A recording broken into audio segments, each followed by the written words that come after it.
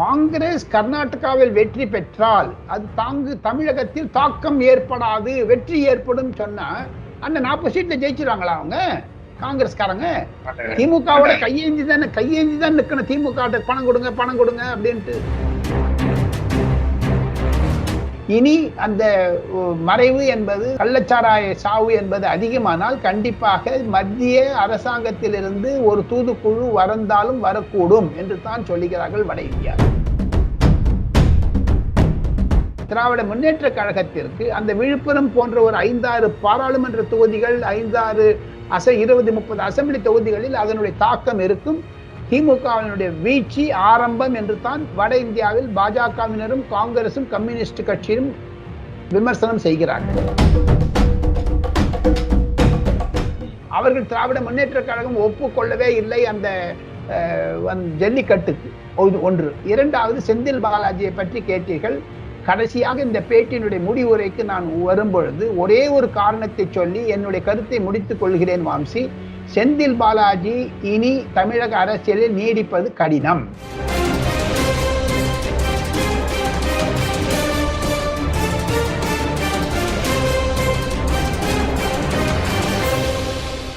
FTP நேயர்களுக்கு வணக்கம். இன்று டெல்லியிலிருந்து ராஜகோபாலன் சார் நமக்கு இணைஞ்சிருக்காரு. வணக்கம் சார்.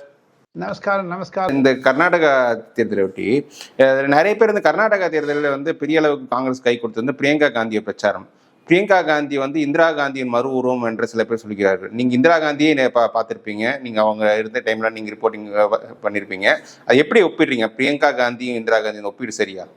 அவர் காங்கிரஸ்காரர்கள் தங்களுடைய ஊழியர்களை உற்சாகப்படுத்துவதற்கு சொல்லத்தான் சொல்லுவார்கள். இந்திரா காந்தி எமர்ஜென்சியை கொண்டு வந்தார். இந்திரா காந்தி ஒரு அவசர நிலை கொண்டு வந்த போது அதை பிரியங்கா காந்தி ஆதரிக்கிறாரா? பிரியங்கா காந்தியும் ராகுல் காந்தியினுடைய பாட்டியார். இந்திரா காந்தி ஒப்பிடுவது தவறு. இப்ப பாருங்க, உதயநிதியும் கருணாநிதியும் ஒப்பிட முடியுமாங்க? முடியாது.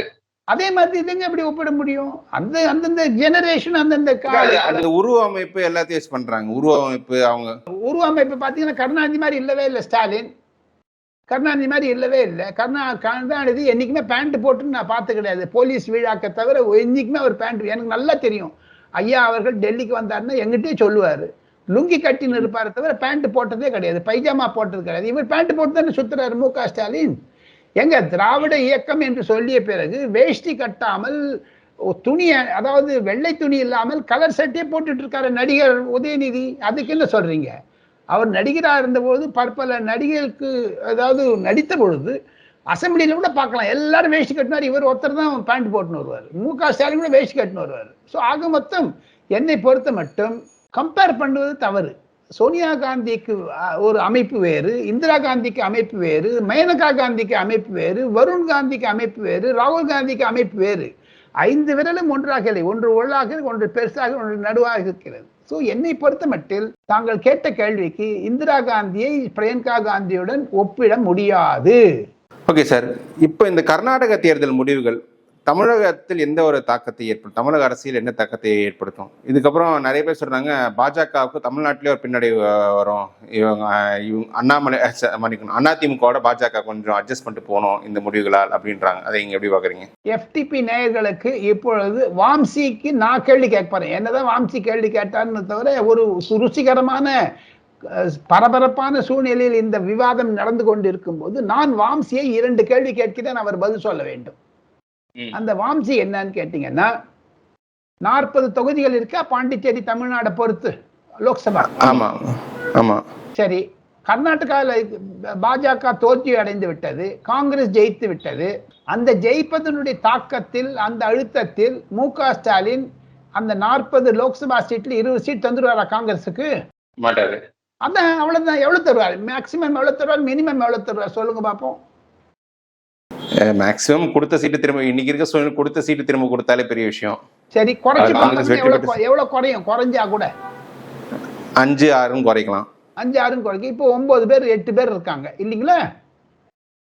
சிங்கிள் டிஜிட் தானே தம்பி வாம்சி, சிங்கிள் டிஜிட் தானே. அவங்க டபுள் டிஜிட். அதனால தாக்கம் ஏற்படுதா தமிழ்நாட்டுல? காங்கிரஸ் கர்நாடகாவில் வெற்றி பெற்றால் அது தமிழகத்தில் தாக்கம் ஏற்படாது, வெற்றி ஏற்படும் சொன்னா அந்த 40 சீட்ல ஜெயிச்சிருவாங்களா அவங்க காங்கிரஸ்காரங்க திமுகவோட கையேந்தி தான் நிக்கணும். திமுக பணம் கொடுங்க அப்படின்ட்டு.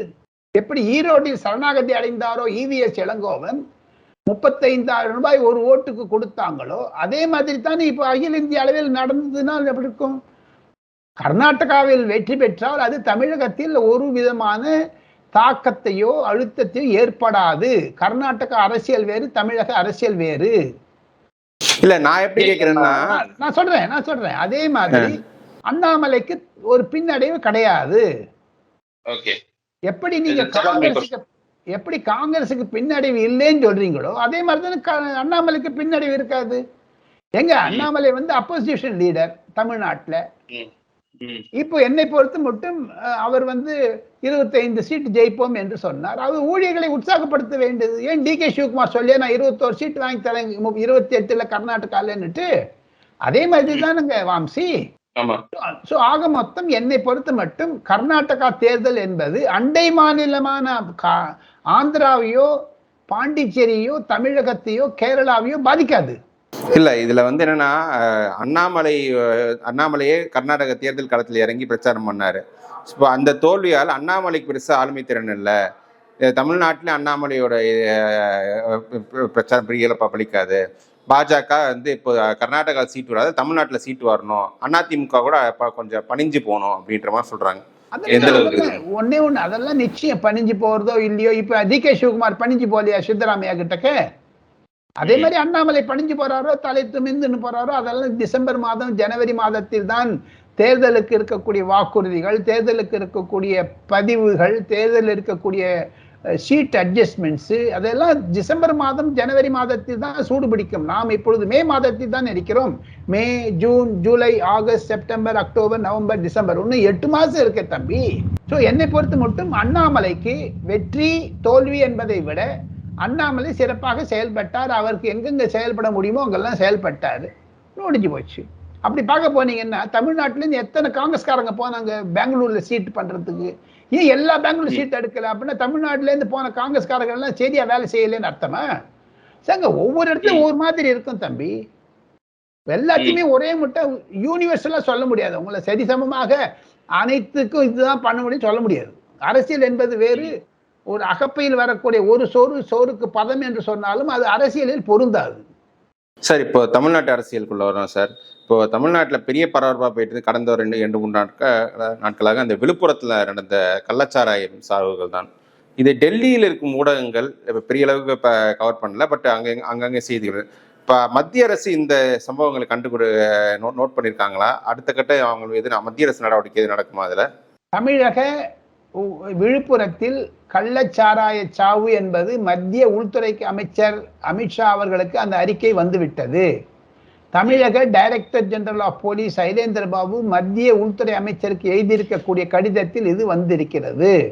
ஆக மொத்தம் தமிழகத்தில் பத்திரிகை செய்திகளை தவிர, ஊடக செய்திகளை தவிர வட இந்தியாவில் அது ஒரு பெரிய இடியை தரவில்லை திராவிட முன்னேற்ற கழகத்திற்கு. காரணம் நிறைய பேருக்கு தெரியாது. பீகாரிலும் இதே மாதிரி 60 பேர் செத்து போனாங்க, வெஸ்ட் பெங்காலில் 20 பேர் செத்து போனாங்க. ஆக மொத்தம் அது ஒரு பெரிய செய்தியாக இல்லை. எது இருப்பினும் கர்நாடகா செய்தியில் அது மங்கி விட்டது. இனித்தான் ஆளுநர் RN ரவி அவர்களை எடப்பாடி பழனிசாமி ஊர்வலமாக சென்று 22ஆம் தேதி ஒரு மகஜர் தரப்போறேன் என்று சொன்னாரே, அதற்கு பிறகுதான் வட இந்தியாவில் இருக்கக்கூடிய ஊடகங்கள் அதை பெரிதுபடுத்தும் என்று நான் கருதுகிறேன். எது இருப்பினும் அமித்ஷாவினுடைய கருத்துக்கும் அமித்ஷாவினுடைய நினைவிற்கும் நரேந்திர மோடிக்கும் செய்தி சொல்லப்பட்டு விட்டது. அவர்கள் வருத்தம் தெரிவிக்கிறார்கள். முதலமைச்சருடன் ஒருவேளை அமித்ஷா பேசினாலும் பேசுவார் மு.க. ஸ்டாலினும் என்று சொன்னார்கள். இதுவரை பேசவில்லை. இனி அந்த மறைவு என்பது கள்ளச்சாராய சாவு என்பது அதிகமானால் கண்டிப்பாக மத்திய அரசாங்கத்திலிருந்து ஒரு தூதுக்குழு வரந்தாலும் வரக்கூடும் என்று தான் சொல்லுகிறார்கள் வட இந்தியாவில். சார், இல்ல இதுல தமிழக அரசு வந்து இந்த 2 ஆண்டுகள் திமுக ஆட்சியில் மிகப்பெரிய குற்றச்சாட்டு எல்லாம் சொல்றது வந்து சட்டம் ஒழுங்கு நிறைய சம்பவங்கள்ல வந்து சட்டம் ஒழுங்கு ஒரு ப்ராப்பரா மெயின்டைன் பண்ணல, லா அண்ட் ஆர்டர்ல ஒரு பிரீச் ஏற்பட்டிருக்கு, இன்டெலிஜென்ஸ் ஃபெயிலியர் நிறைய இடத்துல இருக்குன்னு. ஸோ இதை வந்து தொடர்ந்து இந்த மாதிரி குற்றச்சாட்டுகள் வரும்போது மத்திய அரசு இதை எப்படி பார்க்கும்? என்னை பொறுத்த மட்டும் மத்திய அரசு இது மாநில சப்ஜெக்டா இருப்பதனால மத்திய அரசு இது மீது ஒரு விதமான தாக்கத்தையும் ஏற்படுத்தாது. ஒன்று. இரண்டாவது, தமிழக கூட்டணி கட்சிகளிடையே ஒரு குழப்பம் வந்து விட்டது. அதாவது விசிக, கம்யூனிஸ்ட் கட்சி, காங்கிரஸ் போன்றவர்கள் எல்லாம் கருத்து தெரிவிக்க ஆரம்பித்தவுடன் விழுப்புரத்தில் நடந்த சாவு என்பது, அதாவது மறைவு என்பது தமிழக அரசியலில் திராவிட முன்னேற்ற கழகத்திற்கு கிடைத்த மாபெரும் ஒரு இழப்பு, வீழ்ச்சி. இதனால் வரக்கூடிய லோக்சபா தேர்தலில் அதற்கு ஒரு தாக்கத்தை கண்டிப்பாக தரும் என்றுதான் நான் கருதுகிறேன் வாம்சி. அது விழுப்புரத்தில் இருக்கக்கூடிய 40 பேர் 30 பேர் இரவு மறைவு என்பது தமிழகத்தில் இருக்கக்கூடிய ஒரு மாண்பை கெடுத்து விட்டது, ஒரு அழுத்தத்தை தரும் என்று தான் கருதுகிறேன். அது திராவிட முன்னேற்ற கழகத்திற்கு அந்த விழுப்புரம் போன்ற ஒரு 5-6 பாராளுமன்ற தொகுதிகள், 5-6 20-30 அசெம்பிளி தொகுதிகளில் அதனுடைய தாக்கம் இருக்கும். திமுகவினுடைய வீழ்ச்சி ஆரம்பம் என்று தான் வட இந்தியாவில் பாஜகவினரும் காங்கிரசும் கம்யூனிஸ்ட் கட்சியும் விமர்சனம் செய்கிறார்கள். ஓகே, இப்போ இதே நேரத்தில் இன்னொரு டெல்லியில வந்து செந்தில் பாலாஜி தரப்பு சம்மந்தப்பட்ட கேஸ்ல சுப்ரீம் கோர்ட் ஜட்ஜ்மெண்ட் ஒன்று கொடுத்துருக்காங்க. அதுல வந்து இடி நீங்க இன்வெஸ்டிகேஷன் பண்ணலான்னு, இது அடுத்த கட்டத்தில் எப்படி போகும்னு நினைக்கிறீங்க? என்னை பொறுத்த மட்டும் கடந்த 2 நாட்களில் 2 முக்கிய தீர்ப்புகள் சுப்ரீம் கோர்ட்டிலிருந்து வந்தது, உச்ச நீதிமன்றத்திலிருந்து. ஒன்று, ஜல்லிக்கட்டுக்கு பாராட்டு. அது நரேந்திர மோடி அவர்களுடைய அரசாங்கம் வந்த பிறகுதான் ஜல்லிக்கட்டுக்கு பன்னீர்செல்வம் இருந்த பொழுதும் எடப்பாடி பழனிசாமி அவர்கள் அரசியலை நன்றாக புரிந்து கொண்டு சுப்ரீம் கோர்ட்டில் வாதாடியது காரணம்தான் இன்று திராவிட முன்னேற்ற கழகத்திற்கு அந்த நற்பெயர் வந்தது. ஜல்லிக்கட்டு ஆரம்பித்தால் என்றால் அது பன்னீர்செல்வத்தையும் எடப்பாடி பழனிசாமியும் நரேந்திர மோடிக்கும் தான் அதனுடைய மாண்பு சாரும். காரணம் என்ன என்று கேட்டால் நரேந்திர மோடி அவர்கள் தான் ஜல்லிக்கட்டை ஆரம்பிக்கிறதுக்கு செய்தார். காங்கிரஸ், ஜெயராம் ரமேஷ் என்று சொல்லக்கூடிய கர்நாடகாவை சேர்ந்தவர் காங்கிரஸ்காரர், ஜல்லிக்கட்டு என்பது துன்புறுத்தலுக்கு இருக்கும் வைல்டு லைஃப் ஆக்டை அமெண்ட் பண்ணாங்க காங்கிரஸ்காரங்க. அதுக்கு ஒத்துழைத்தது திராவிட முன்னேற்ற கழகம், TR பாலுவும் ராஜாவும். அவர்கள் திராவிட முன்னேற்ற கழகம் ஒப்புக்கொள்ளவே இல்லை அந்த ஜல்லிக்கட்டுக்கு. ஒன்று. இரண்டாவது, செந்தில் பாலாஜியை பற்றி கேட்டீர்கள். கடைசியாக இந்த பேட்டியினுடைய முடிவுரைக்கு நான் வரும்பொழுது ஒரே ஒரு காரணத்தை சொல்லி என்னுடைய கருத்தை முடித்துக் கொள்கிறேன் வாம்சி. செந்தில் பாலாஜி இனி தமிழக அரசியலில் நீடிப்பது கடினம். செந்தில் பாலாஜிக்கு என்போர்ஸ்மெண்ட் டைரக்டரேட் மூலமாக சில அழுத்தங்கள் வந்தால் அவர் பதவி நீக்க வேண்டிய நிலைமை வரும். அடுத்ததாக தமிழகத்திலிருந்து ஒவ்வொரு மந்திரிகளாக கயண்டு போகக்கூடிய நிலைமை வந்தாலும் ஆச்சரியப்படுவதற்கில்லை.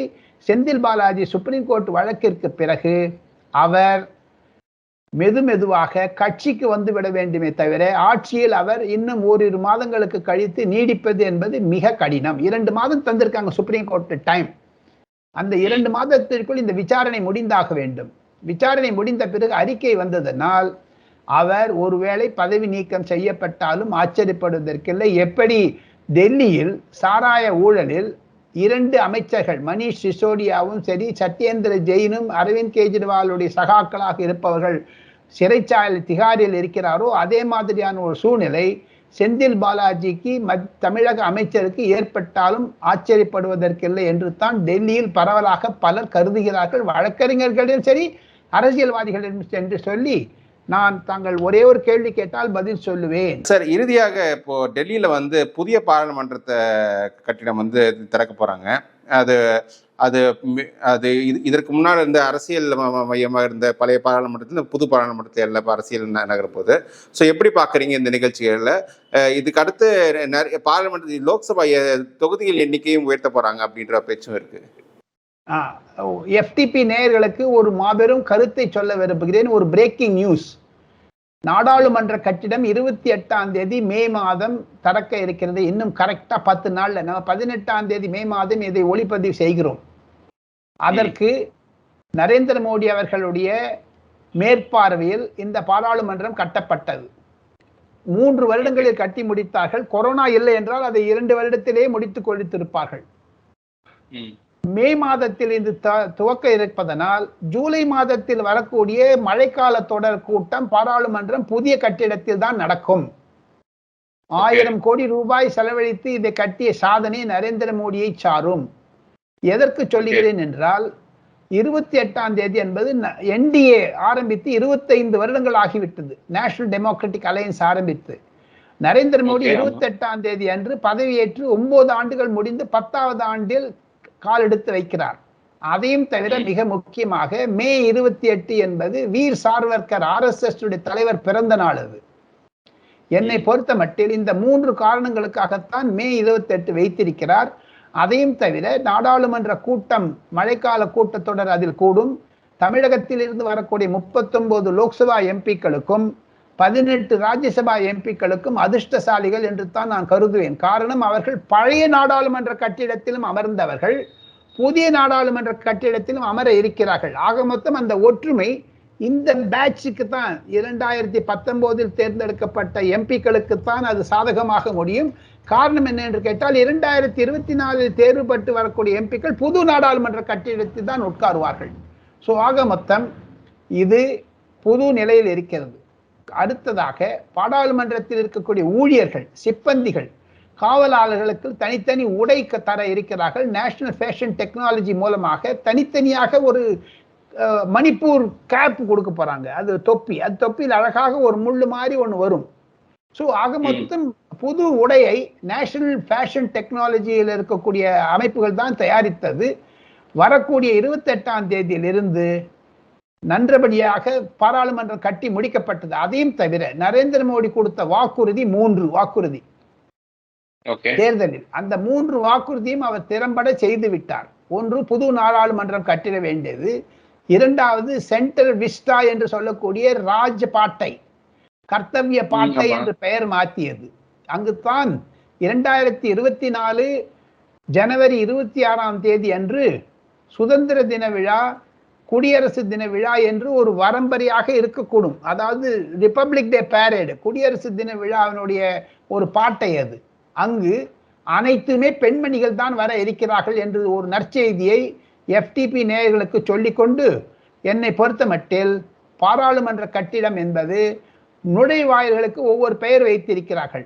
அந்த பாராளுமன்ற கட்டிடம் நூதனமாக கட்டப்பட்டிருக்கிறது. FTP நேயர்கள் டெல்லி வந்தால் கண்டிப்பாக நாடாளுமன்றத்தை பார்க்க வேண்டிய அளவிற்கு அது ஒரு நல்ல இடமாக இருக்கிறது என்பதைத்தான் நான் சொல்லிக்கொள்வேன். நான் அதை போய் பார்த்தேன். இன்னும் அது பாதி முடியவில்லை, அதாவது முக்கால்வாசி முடிச்சுட்டாங்க, இன்னும் கொஞ்சம் கொஞ்சம் முடிக்கணும். முடித்த பிறகு மிகவும் அழகாக இருக்கும் புது நாடாளுமன்ற கட்டிடம். அதையும் தவிர கடைசி குறிப்பாக ஒன்றே ஒன்று சொல்லிக் கொள்கிறேன். நரேந்திர மோடி 2 கோவில்களை கட்டி தருவேன் என்று சொன்னார். ஒரு ராமர் கோவில், இன்னொன்று பாராளுமன்றத்தில் இருக்க லோக் மந்திர் என்று சொல்லுகிறார்கள், லோக்சபாவை. ஸோ அந்த லோக் மந்திரையும் கட்டி முடித்தார், நாடாளுமன்ற கட்டிடம் கட்டித்தார். ராம் மந்திர் அயோத்தியாவிலும் டிசம்பர் மாதம் 30ஆம் தேதி அதுக்கு திறப்பு விழா இருக்கிறது. ஆக மொத்தம் 2 மாபெரும் கோவில்களை கட்டிய பெருமை நரேந்திர மோடிக்குத்தான் சாரும் என்று சொல்லி நான் விடைபெறுகிறேன். நமஸ்கார், வணக்கம். Thank you sir. இவ்வளவு தூரம் இணைஞ்சு எங்க கேள்விக்கு பதில் ரொம்ப நன்றி சார். தேங்க்யூ. நன்றி.